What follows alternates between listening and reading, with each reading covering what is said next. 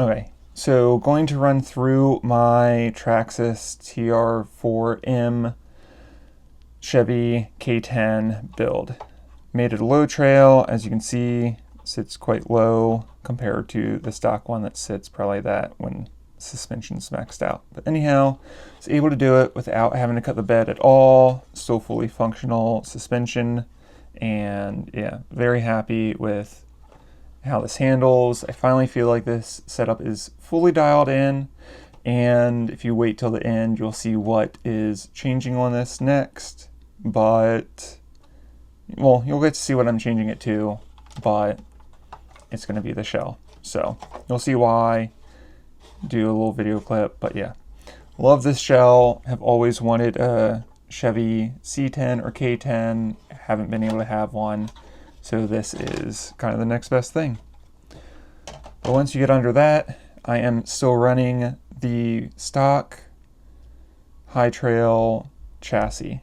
I personally think this is the best one because it's plug and play with different shock mounts. Have the Enduros in the back and the Mias in the front. Essentially just to get my shock angles and heights how I want it, which is why I'm running the two different ones. You can see a little bit of rubbing right here from it being underneath the body, which is where I put the tape. But I was trying to not have to cut the body other than shaving the fenders a little bit. A little bit on the back, a lot more on the front. Anyhow, wanted to keep this scale-like, so that's why I did that, because I wanted to actually feel like I had a real one. So, starting off with a Holmes Hobby 66 turn motor attached to the stock plastic body, stock mount, but it has the Traxxas low gears in it, so the plastic ones with all the Traxxas bearings throughout the whole truck. Mounted my ECM with just a piece of plastic, cut off the mounting points back here for the shocks and made it mount right there. Curled these wires, made it just a lot smaller, a lot neater, and I really like how it turned out. So I have the NSDRC RS100M servo. I really like this one. I had my blue Traxxas all plastic one break on me, and I upgraded to the Traxxas metal one, which I actually ended up having the computer chip in it burn out in about a month. So have the Mias brass mount for the servo, have their servo horn, and I'm actually still running the stock suspension or steering link. Main reason, if you guys can see how much it's angled up here, don't know why it's that far up now, but it actually gives me more clearance right here for going into stuff. So I actually really like this, and like the flex that it gives just, I think, helps take some pressure off the servo, potentially, possibly. We'll see if I break this one, so I'll let you know that in the future. But still running just the Traxxas batteries. Going to be running this ECM until basically it just gives out, or until I upgrade the motor to a brushless 2-in-1 system. But yeah, other than that, let's go from the back.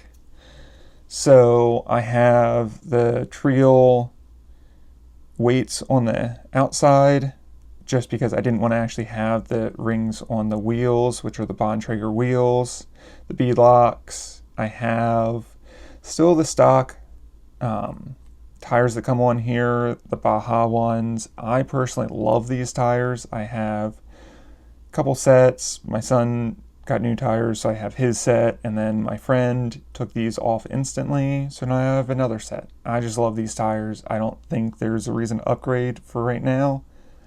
As you can see, I did the stainless bolts on the inside. It's a game changer. You have to get them if you have these wheels, I think, because the stock ones just strip out so easily. I have the stock, not the stock, I have the Traxxas brass diff covers with the Traxxas metal gears in the rear. I have the heat shrink on here to keep that ring on as best as possible. I have 3 out of 4 sets of the steel Traxxas suspension links. Only in the rear am I using the aluminum Enduro ones, the one piece, the high clearance ones, which you can see kind of leaves the rear drive chain kind of vulnerable, but honestly that clearance makes a huge difference. On the front you can see I have a metal drive shaft. Got this from my friend, don't even know what it is, but I run the longer internal from what would be the rear one in the front, and fully compressed. I have plenty of room. So anyhow, you can see it's all beat up. That's why I just recently put the lower Traxxas steel links back on, which helps take away the drivetrain getting hit. So it helps a little bit.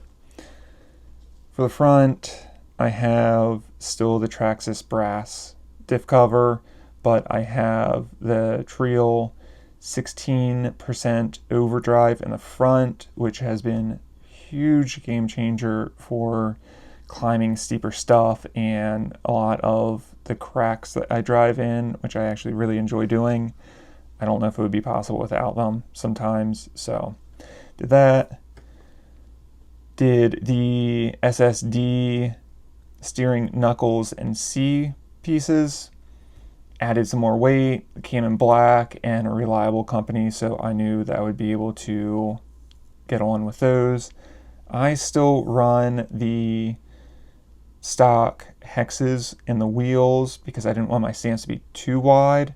I did the Mias +4 axles front and rear, mainly to get me clearance around those bolts on these back knuckles. So that's why I did that. Just something little, but making a huge difference to me. I run the brass rings in the front, still just the plastic ones in the rear, so keeping the rear wheels pretty light. But also a huge trick that I have not heard anyone talk about is, if you can hear that, I actually run a kid's hair donut in my tires. So not the whole thing. I get a 2.5 inch one, which I cut into 4.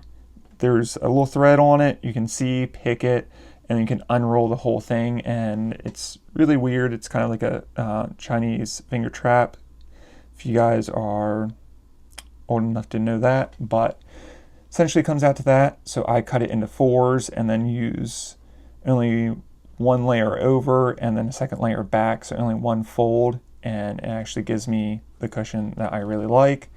I think that's a pretty cool trick for these tires because I don't want to use foams or any of the 3D printed stuff, because one of the biggest reasons why I like these tires so much is because I feel like they actually react like normal tires. Like the rubber isn't that super soft, weird compound, which I may get into in the future. We'll see. But I absolutely love these tires for now and getting on with them now. So then going to shocks, making a little video over about how important these are. But I did the steel bodies, not steel, I did the aluminum bodies in here with all the other stock pieces. And a trick that I've done to help it leak less is put 10 weight oil in it. It's easier to go through the piston and it still leaks some, but way less. I used to have to want to service my shocks about every week almost, with luckily being able to drive almost every day, but about a week and I would want to put 30 weight back in because it just leaked all out. Now that I've had the 10 weight in there, it is leaking way less now, and super happy with that. But my trick with the springs, so this is the softest one, the 0.072 I think it is.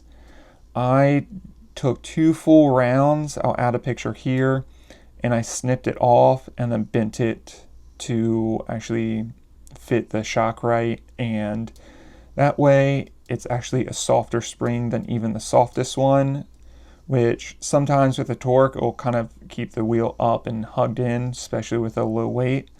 But that's essentially kind of a thing that I want, is I just want the front to want to sink all the way down and hold down and not push me and flip me back.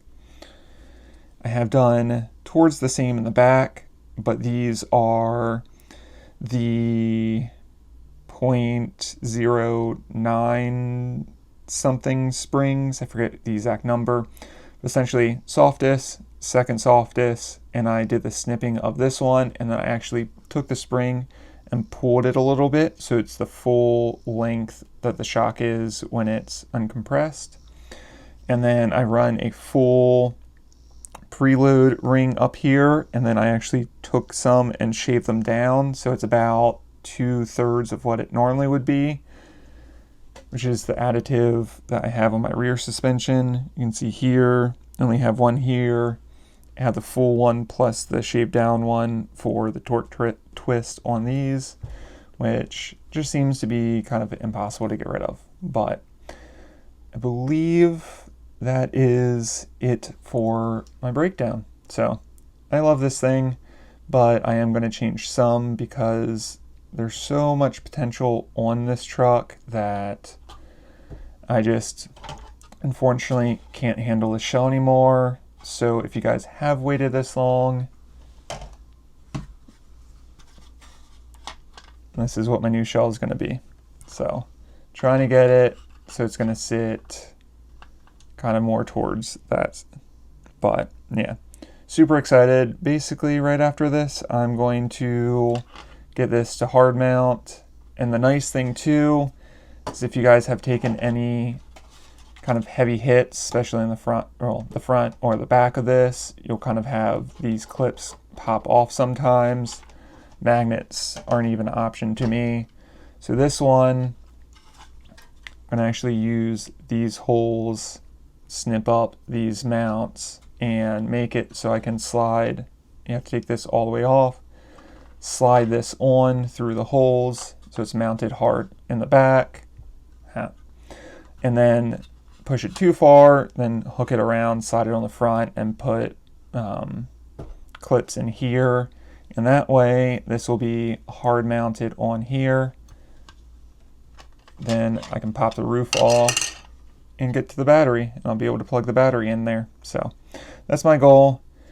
We'll see how it goes. I'm gonna go do that essentially now. So hope you guys like this little breakdown. Let me know what you guys think.